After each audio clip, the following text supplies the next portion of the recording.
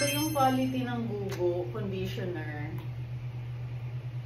Konti lang nilalagay ko kasi concentrated naman siya. And yung scent type niya is yung parang medyo may pagkadamo, ganun. Hindi naman totally damo. Kaya lang, ano siya, may pagkagamot. Alam mo yung mga ganung amoy. Pero ang maganda kasi dito, hindi siya harmful sa buhok.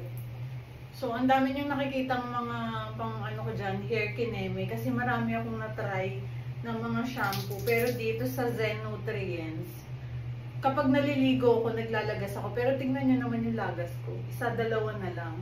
Nakakatulong talaga siyang makapagpatibay ng scalp at hindi makapagpalagas ng buhok. So, yun ang kanyang specialty. Gusto mo yun? Specialty. Yan.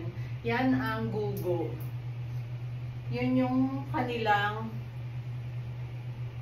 talagang main ingredients. Mapatibay niya yung scalp natin. Tsaka yung hibla ng buhok is mas tumibay at kumapal. So, yun lang mga mi. Check out nyo if gusto nyo rin itry. Pabush!